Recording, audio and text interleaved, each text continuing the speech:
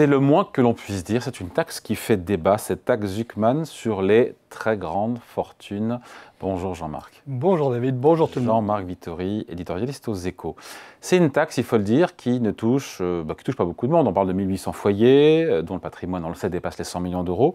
Pourquoi elle provoque une telle polémique, d'autant que cette taxe est largement plébiscitée par les Français? 3/4 des Français, dans les enquêtes d'opinion, sont favorables à une taxation plus importante des plus riches. Alors ça, c'est la chose la moins étonnante, parce que, évidemment, les Français sont très majoritairement pour un impôt qu'ils n'auront pas à payer. Et donc ça, c'est pas surprenant.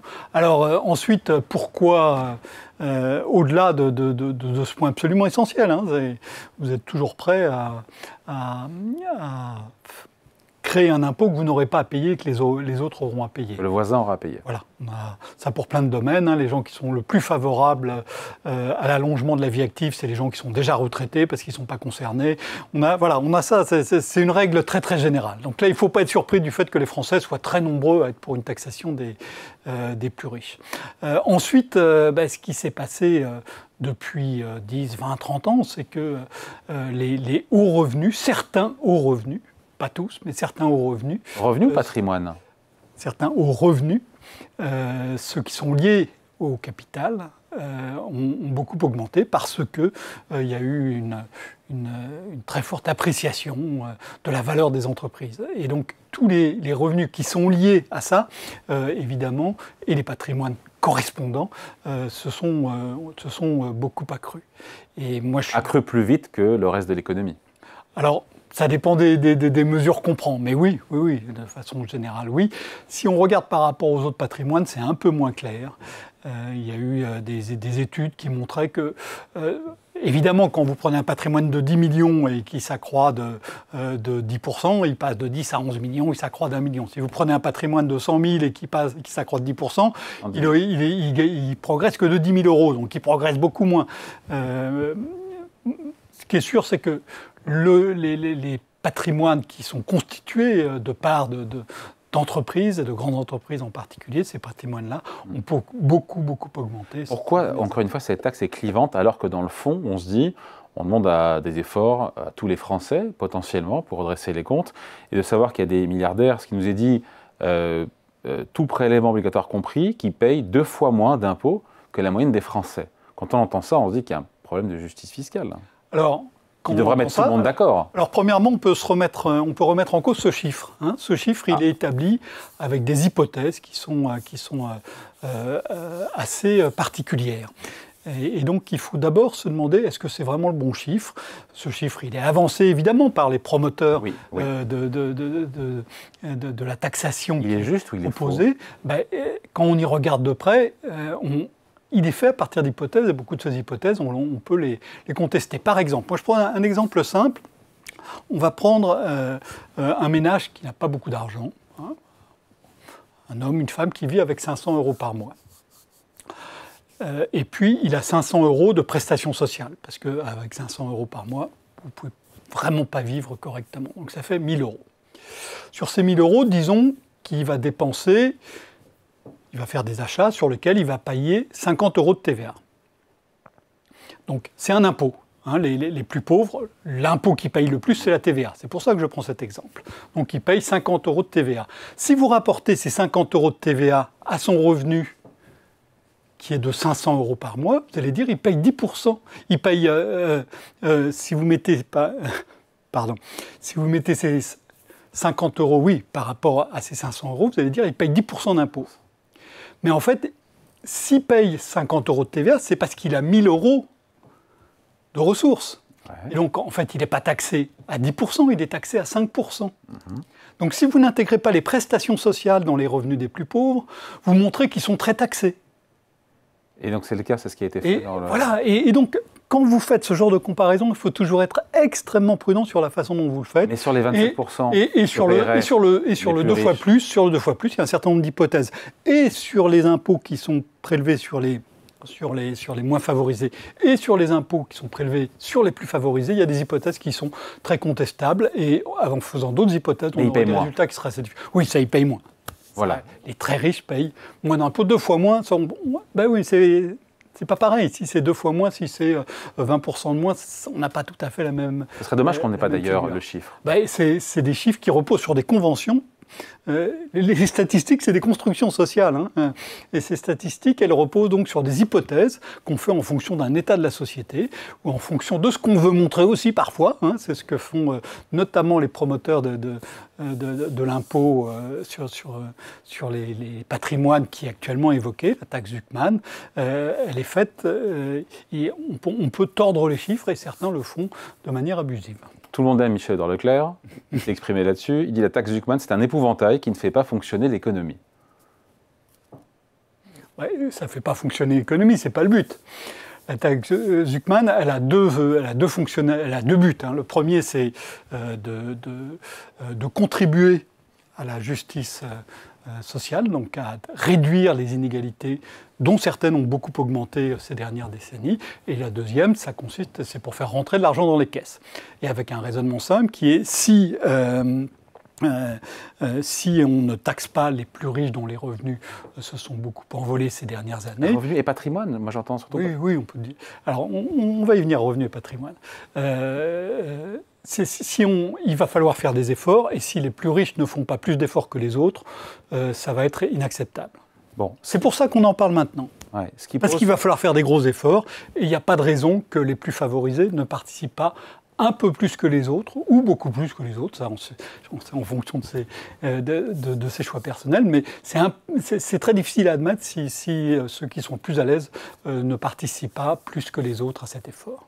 Ce qui pose problème pour beaucoup avec cette taxe Zuckman, c'est quoi? C'est le fait d'inclure les biens professionnels dans le calcul de l'impôt, ce que ne faisait pas l'ISF, ou c'est ce taux de 2% au-delà de 100 millions d'euros, ou les deux en général? Le problème de fond, c'est que donc les très riches, ils n'ont pas besoin d'avoir des revenus qui augmentent de manière colossale. Une fois que vous vous rendez compte que vous passez 4 jours par an sur votre yacht, en acheter un second, ce n'est pas la priorité absolue. Donc vous vous dites, cet argent-là, j'en ai pas besoin sous forme de revenus. Donc cet argent, il part ailleurs. Il part dans des holdings, il part dans du patrimoine. Et ce qui est très compliqué, c'est de faire un impôt annuel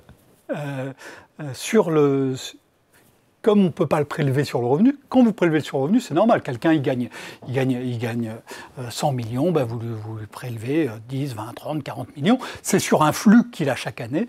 Donc, il peut consacrer une partie de ce flux à payer l'impôt. Ça ne pose pas de problème. Sur le patrimoine, c'est beaucoup plus compliqué. Les gens prennent des dividendes sur le patrimoine. Quand c'est le dividende, à supposer qu'il y ait des dividendes, il y a le célèbre cas Mistral.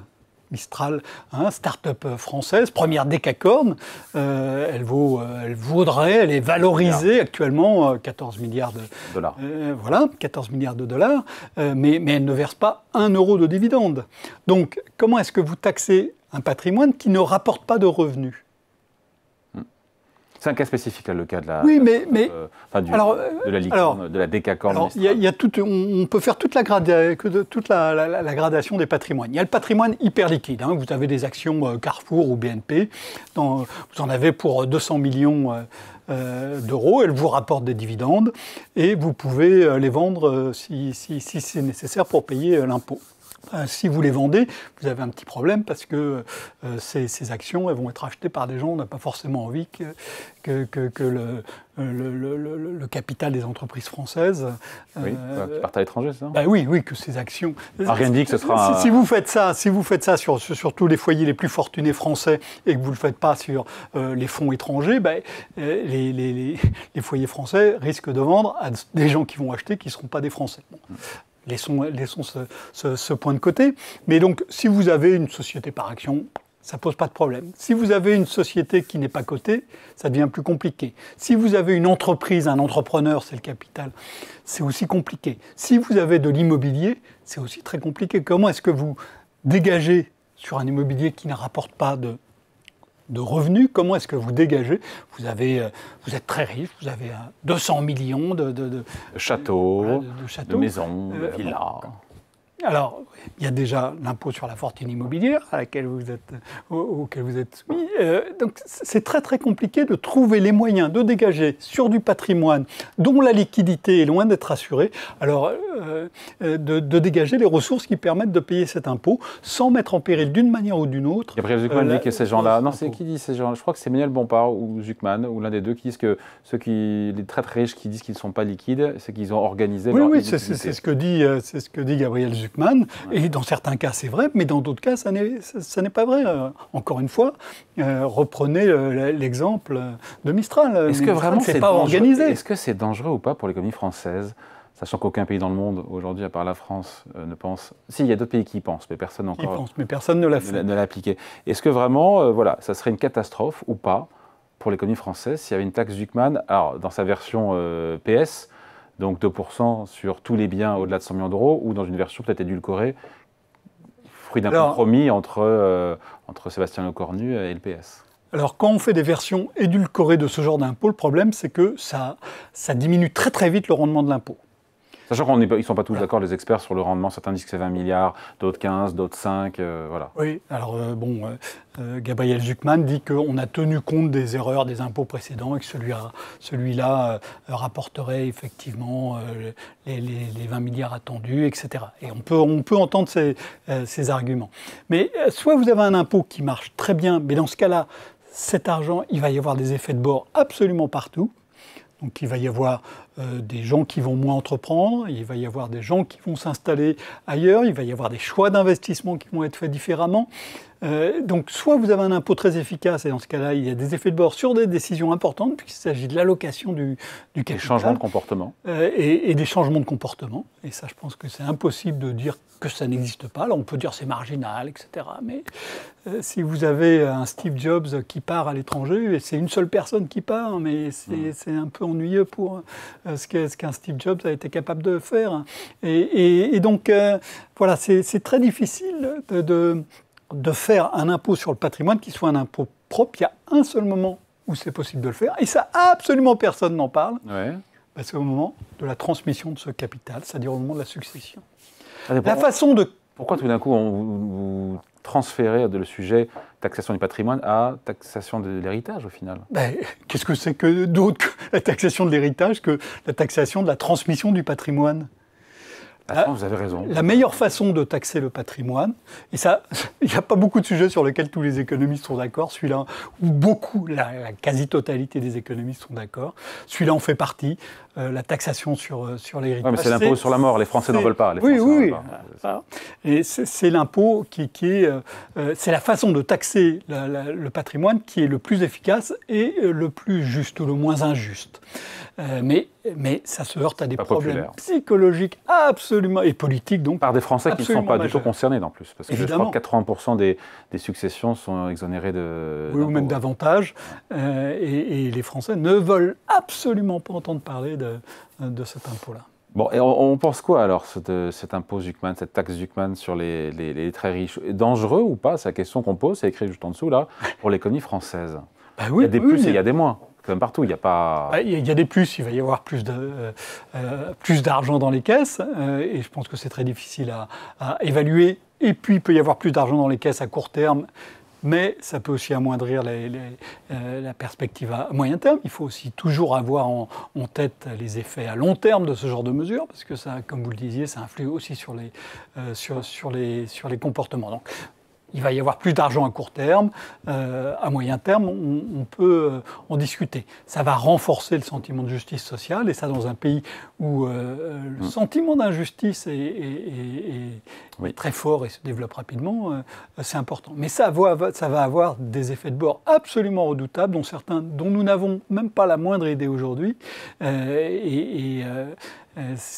Voilà. Alors, si aucun pays l'a fait, c'est peut-être aussi qu'il y a une raison, mais bon. Non, mais moi, ce qui me frappe, c'est que Gabriel Zucman, il a beaucoup œuvré au sein de l'OCDE, donc le cercle de réflexion des pays avancés et de quelques autres, pour faire avancer cette idée. Pourquoi? Parce que si on le fait dans un seul pays, les risques sont très grands. Alors que si on le fait...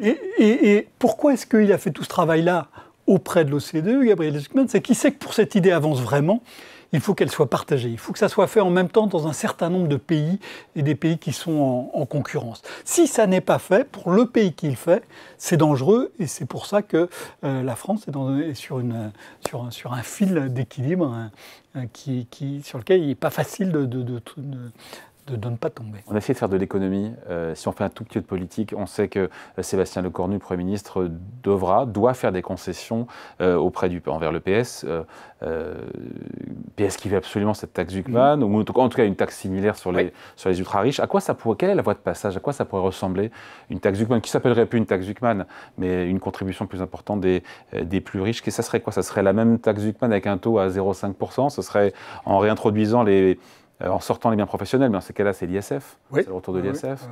La voie de passage, elle ressemble à quoi? C'est très difficile de taxer proprement le patrimoine si vous ne le faites pas au moment de la transmission. Au moment de la transmission, on peut le faire de manière claire. On a déjà des taux très élevés, à 40-45% sur la taxation sur les successions. Pas surtout. C'est pas un expert. Mais... Oui, non, pas surtout. Et il y a tout ce qui se passe sur l'outil professionnel pour lequel il y a des façons de ne pas payer cet impôt. Et en France, on a eu du mal, on n'a toujours pas fait un choix d'ailleurs là-dessus. Aux États-Unis, les entreprises ne se transmettent pas. Il n'y a pas de capitalisme familial aux États-Unis. On a un capitalisme actionnarial, mais il n'y a pas de capitalisme familial. Les entreprises ne se transmettent pas. En France, on avait commencé à aller dans cette direction, et puis on s'est dit, oh là là, les entreprises familiales, c'est important tout de même. Regardez ce qui se passe en Allemagne, c'est le Mittelstand, c'est les entreprises qui se transmettent, donc il est très important de protéger la transmission. Donc on a protégé la transmission, et on est... Voilà, en France, on est entre deux. On n'a toujours pas décidé le modèle qu'on veut, et c'est pour ça que c'est très très compliqué. Allez, merci beaucoup. Explication signée Jean-Marc Vittori, éditorialiste aux Échos. Merci Jean-Marc. Merci, au revoir.